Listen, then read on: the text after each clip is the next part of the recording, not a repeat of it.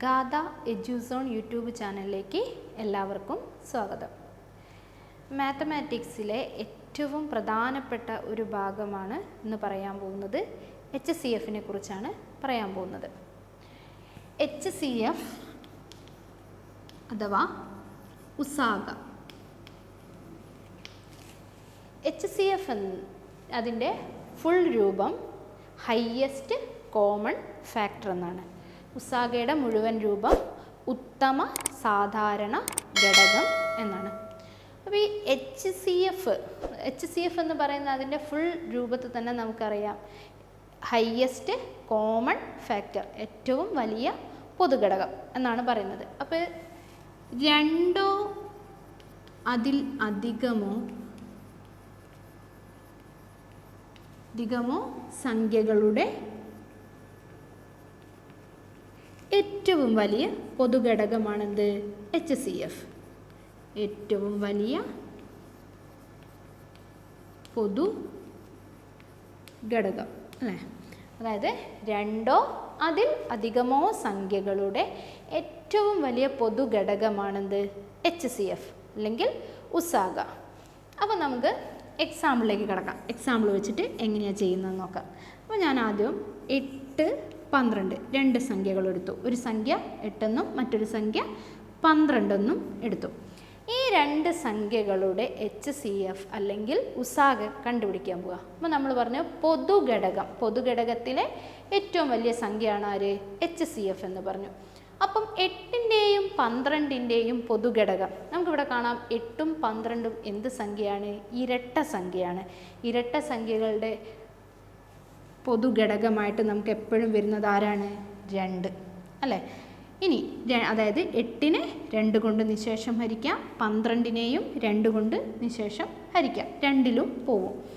ഇനി 3 എടുത്തിട്ടുണ്ടെങ്കിൽ 8നെ 3 കൊണ്ട് നിശേഷം ഹരിക്കാൻ പറ്റില്ല.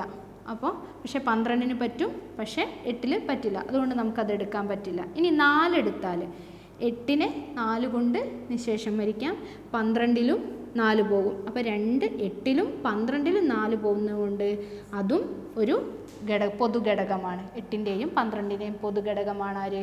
4. ഇനി 5 എടുത്താൽ 8ൽ 5 പോവില്ല, 12ലും ആര് പോവില്ല? 5 പോവില്ല. 6 എടുത്തിട്ടുണ്ടെങ്കിൽ 8ൽ 6 പോവില്ല, 12ൽ 6 പോകും, പക്ഷേ 8 പോവില്ല. അതുകൊണ്ട് നമ്മൾ പറഞ്ഞ പൊതുഘടകം എന്നാണ്. അതുകൊണ്ട് 2ലും പോകുന്നില്ല. 7 എടുത്തിട്ടുണ്ടെങ്കിൽ 8ൽ 7 പോവില്ല, 12ലും 7 പോവില്ല. ഇനി 8 എടുത്താൽ 8ൽ 8 പോവും, പക്ഷേ 12ൽ 8 പോകുന്നില്ല. അപ്പോൾ ഇനി അങ്ങോട്ട് നമ്മൾ 9 എടുത്തിട്ടുണ്ടെങ്കിൽ 8 പോവില്ല. ഇനി അങ്ങോട്ട് വലിയ സംഖ്യ നമുക്ക് ചെയ്യാൻ പറ്റില്ല. അതുകൊണ്ട് 2, 4 എന്ന് പറഞ്ഞ രണ്ട് പൊതുഘടകങ്ങളാണ് നമുക്ക് കിട്ടിയിരിക്കുന്നത്. നമ്മൾ പറഞ്ഞിരിക്കുന്നത് പൊതുഘടകത്തിൽ എന്തായിരിക്കണം? ഏറ്റവും വലുതായിരിക്കണം. ഏറ്റവും വലുതേതാ? 4. അപ്പോൾ ഇവിടുത്തെ HCF എത്രയാണ്?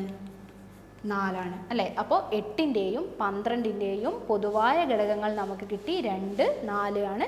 അതിൽ ഏറ്റവും വലിയ ഘടകം 4 ആണ്. അതുകൊണ്ട് HCF നമുക്ക് എത്രയായിട്ട് എടുക്കാം? 4 കിട്ടും. ഇനി നമുക്ക് അടുത്തൊരു എക്സാമ്പിളിലേക്ക് പോകാം.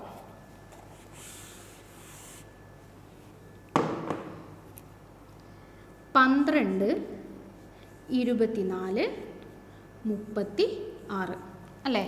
അപ്പോൾ നിങ്ങൾക്ക് ഇങ്ങനെ നേരത്തെ 8ഉം 12 ആയതുകൊണ്ട് നമുക്ക് എളുപ്പമായിരുന്നു. 2 സംഖ്യയുള്ളൂ. അപ്പോൾ അതിൻ്റെ പൊതുവായ ഘടകങ്ങളൊക്കെ കണ്ടുപിടിക്കാം. കുറേ സംഖ്യകളൊക്കെ തന്നിട്ടുണ്ടെങ്കിൽ ഇതിലൊക്കെ പോകുന്ന പൊതുഘടകം ഏതാന്ന് കണ്ടുപിടിക്കാൻ കുറച്ച് ബുദ്ധിമുട്ടാണ്. അപ്പോൾ നമ്മൾ ഹരണക്രിയാ മെത്തേഡിലാണ് എന്ത് കണ്ടുപിടിക്കാൻ പോകുന്നത്?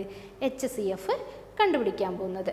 അപ്പം നിങ്ങളിവിടെ നോക്കിയേ, നമ്മൾ പറഞ്ഞു പൊതുഘടകമായിരിക്കണം അല്ലേ? 12ലും 24ലും 36ലും പോകുന്ന സംഖ്യയായിരിക്കണം. നിങ്ങൾക്കിവിടെ കാണാം 12ഉം 24ഉം 36ഉം എന്ത് സംഖ്യയാണ്? ഇരട്ട സംഖ്യയാണ്. ഇരട്ട സംഖ്യ ആയതുകൊണ്ട് നമുക്ക് ഏത് ചെയ്യാൻ പറ്റും? 2ൽ ചെയ്യാൻ പറ്റും. പിന്നെ പരമാവധി എന്ത് വെച്ച് ചെയ്യുക? പ്രൈം നമ്പേഴ്സ് അല്ലെങ്കിൽ അഭാജ്യ സംഖ്യകൾ ഉപയോഗിച്ച് ഹരിക്കാൻ ശ്രമിക്കാം. അപ്പോൾ 12ൽ 2 കൊണ്ട് ഹരിക്കുന്ന സമയത്ത് 12നെ 2 കൊണ്ട് ഹരിച്ച് അവിടെ എത്ര കിട്ടും? 6 അല്ലേ? 12ൽ 2 6 പ്രാവശ്യം പോവും. 24ൽ 2 എത്ര പ്രാവശ്യം പോവും? 12 പ്രാവശ്യം അല്ലേ? 36-ൽ 2 എത്ര പ്രാവശ്യം പോവും? 3-ൽ 2 1 പ്രാവശ്യം പോവും. അപ്പോൾ 1 2 2 ശിഷ്ടം 1 വന്നില്ലേ? 1 വന്നു. അപ്പോൾ ഇവിടെ എത്രയായി? 16 ആയി. 16-ൽ 2 എത്ര പ്രാവശ്യം പോവും? 8 പ്രാവശ്യം. അപ്പോൾ നമുക്ക് കിട്ടിയിരിക്കുന്ന സംഖ്യ 6, 12, 18 ആണ്. ഇനി ഇത് 3ഉം ഇരട്ട സംഖ്യ ആയതുകൊണ്ട് വീണ്ടും ഏതിൽ പോകും? 2-ൽ പോകും. അപ്പോൾ 6-ൽ 2 3 പ്രാവശ്യം, 12-ൽ 2 6 പ്രാവശ്യം, 18-ൽ 2 9 പ്രാവശ്യം അല്ലേ? ഇനി നിങ്ങളിവിടെ നോക്കിയേ, നമുക്ക് ഇരട്ട സംഖ്യയായിട്ട് 6 മാത്രമേ ഉള്ളൂ. 3ഉം 9ഉം ഒറ്റ സംഖ്യയാണ്. പക്ഷെ നമുക്ക് 3, 6, 9 3ഉം എന്തിൻ്റെ ഗുണിതങ്ങളാണ്? 3ൻ്റെ ഗുണിതങ്ങളാണ്. 3ൻ്റെ ഗുണിതങ്ങളായതുകൊണ്ട് നമുക്ക് 3 കൊണ്ട് ചെയ്യാം. 3-ൽ 3 എത്ര പ്രാവശ്യം പോകും? 1 പ്രാവശ്യം. 6-ൽ 3 എത്ര പ്രാവശ്യം പോകും? 2 പ്രാവശ്യം. 9-ൽ 3 എത്ര പ്രാവശ്യം പോകും? 3 പ്രാവശ്യം പോകും അല്ലേ? അപ്പോൾ നമ്മൾ പറഞ്ഞു പൊതുവായ ഘടകങ്ങൾ വേണം. പൊതുവായ ഘടകം അല്ലേ? ഇത്രയല്ലേ പൊതുവായ ഘടകം അല്ലേ? 3-ലും പോകുന്ന പൊതുവായ ഘടകം ഇത്രയുമാണ്. അപ്പോൾ നമ്മുടെ HCF എന്തായിരിക്കും ഇവിടെ വരിക? 2 × 2 × 3 അല്ലേ? 2 2 4 4 3 12. അപ്പോൾ നിങ്ങളിവിടെ നോക്കി HCF നമുക്ക് എത്ര കിട്ടി? 12 കിട്ടി. ഇനി 12, 24, 36 എന്നല്ലേ നമ്മൾ സംഖ്യ എടുത്തിരുന്നത്. അപ്പോൾ അതിലെ തന്നെ ഒരു സംഖ്യയാണ് നമുക്ക് എന്തായിട്ട് കിട്ടിയിരിക്കുന്നത്? HCF ആയിട്ട്. നമ്മൾ ചെയ്തിരുന്ന സംഖ്യ 12, 24, 36 അപ്പോൾ ഇതിൻ്റെ HCF ആയിട്ട് നമുക്ക് കിട്ടിയിരുന്നത് 12 തന്നെയാണ്. അതായത് ഇതിലൊരു സംഖ്യ തന്നെയാണ് നമുക്ക് HCF ആയിട്ട് കിട്ടിയിരുന്നത് അല്ലേ? അപ്പോൾ നമുക്ക് LCM ചെയ്തതുപോലെ ഒരു എളുപ്പ മെത്തേഡ് ഉണ്ട്. അപ്പോൾ അതെങ്ങനെയാണെന്ന് നോക്കാം. ഇവിടുത്തെ ഏറ്റവും ചെറിയ സംഖ്യ എടുക്കുക. ഈ 12-ലും 24-ലും 36-ലും ഏറ്റവും ചെറിയ സംഖ്യ ഏതാണ്? 12 തന്നെയാണ് അല്ലേ? ഈ 12ൻ്റെ ഗുണിതമാണോ മറ്റു 2 സംഖ്യ എന്ന് നോക്കുക. 12നെ 2 കൊണ്ട് ഗുണിച്ചാൽ 24 കിട്ടും. 12 × 3 36. അതായത് 12ൻ്റെ ഗുണിതങ്ങളാണ് 24-ഉം 36-ഉം. അങ്ങനെയാണെങ്കിൽ HCF അഥവാ ഉസാഗ എത്രയാണ്? 12 ആണ്. ഇനി നമുക്ക് മറ്റൊരു എക്സാമ്പിൾ ചെയ്യാം.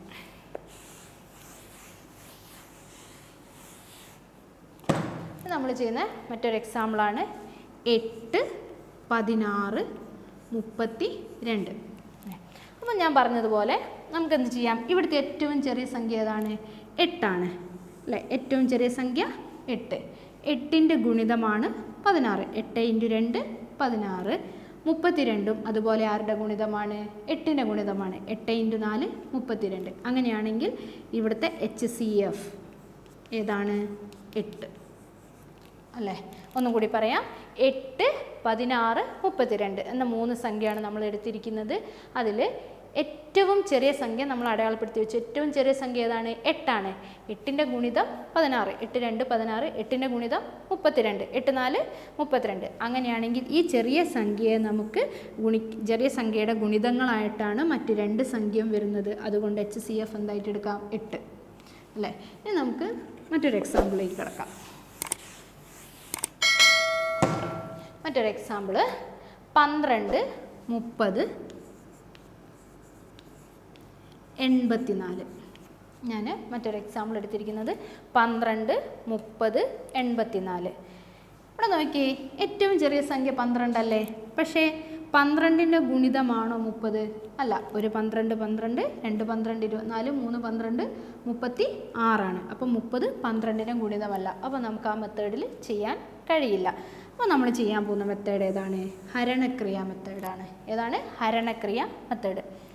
അപ്പോൾ ഇവിടെ നോക്കിയേ, 12, 30, 84 ഈ 3 സംഖ്യയും ഇരട്ട സംഖ്യയാണ്. ഇരട്ട സംഖ്യ ആകുന്ന സമയത്ത് നമുക്ക് നിശേഷം ഹരിക്കാൻ പറ്റും. ഏതുകൊണ്ട്?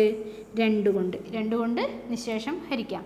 12ൽ 2 എത്ര പ്രാവശ്യം പോകും? 6 അല്ലേ? 6 × 2 12. ഇനി 30ൽ എത്ര പ്രാവശ്യം പോകും? 15 പ്രാവശ്യം. ഇനി അങ്ങനെ ചെയ്യാൻ ബുദ്ധിമുട്ടുള്ളവർ നോക്കിയേ, 3ൽ 2 എത്ര പ്രാവശ്യം പോകും? 1 പ്രാവശ്യം അല്ലേ? 1 2 2. അപ്പോൾ ശിഷ്ടം എത്ര വരും? 1. 3 അല്ലേ ഇവിടെ തന്നിരിക്കുന്നത്? 1 2 2. അപ്പോൾ ശിഷ്ടം 1 വരും. 1 നമ്മളിവിടെ ഇട്ട് കൊടുക്കുമ്പോൾ എത്രയാ? 10 ആവും. 10ൽ 2 എത്ര പ്രാവശ്യം പോകും? 5 പ്രാവശ്യം പോകും. 5 2 10. ഇനി 84 അതുപോലെ നമുക്ക് ചെയ്യാം. 8ൽ 2 4 പ്രാവശ്യം പോകും. 4ൽ 2 എത്ര പ്രാവശ്യം പോകും? 2 പ്രാവശ്യം അല്ലേ. 8-ൽ 2 4 പ്രാവശ്യവും 4-ൽ 2 2 പ്രാവശ്യവും. ഇപ്പം നമുക്കിവിടെ കിട്ടിയിരിക്കുന്നത് 6 15 42 അല്ലേ. അപ്പം നമ്മൾ പറഞ്ഞു 3-ലും പോകുന്ന പൊതുവായ ഘടകം വേണം. 3 സംഖ്യകളിലും പൊതുവായിട്ട് പോകുന്ന ഘടകം വേണം.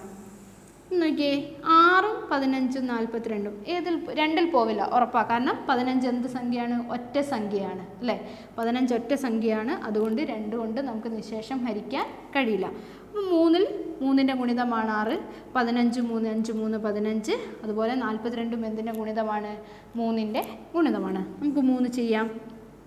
6-ൽ എത്ര പ്രാവശ്യം പോവും? 2 പ്രാവശ്യം അല്ലേ. 15-ലോ 5 3 15 അല്ലേ. 15-ൽ 3 5 പ്രാവശ്യം. ഈ 42-ൽ 4-ൽ എത്ര പ്രാവശ്യം 3 പോവും? 1 പ്രാവശ്യം. 1 3 3. അപ്പോഴും ശിഷ്ടം ഒന്നില്ലേ. അപ്പോൾ 12 അല്ലേ വരുന്നത് അല്ലേ.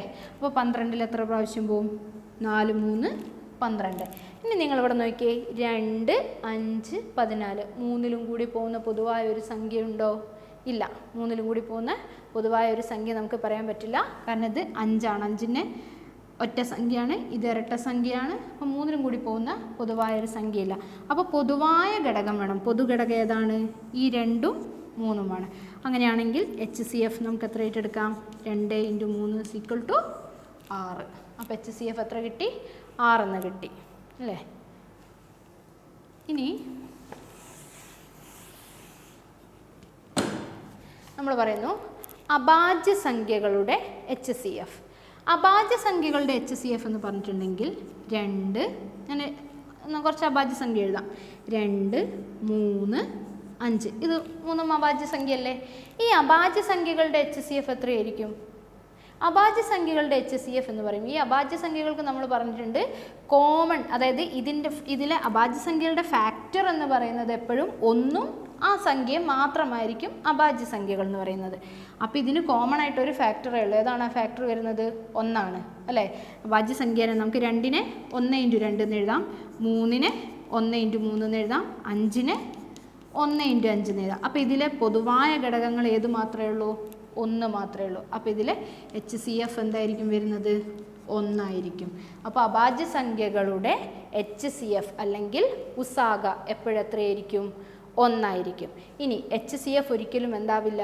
0 ആവില്ല. കാരണം എപ്പോഴും HCF മിനിമം എത്രയെങ്കിലും ആവും? 1 ആവും. കാരണം അഭാജ്യ സംഖ്യ എടുത്തപ്പോൾ നമുക്ക് എത്ര കിട്ടി? 1 കിട്ടി. അതുകൊണ്ട് HCF ഒരിക്കലും 0 ആവില്ല. മാത്തമാറ്റിക്സിൻ്റെ കൂടുതൽ രൂപങ്ങൾ നമുക്ക് അടുത്ത ക്ലാസ്സുകളിൽ ചർച്ച ചെയ്യാം.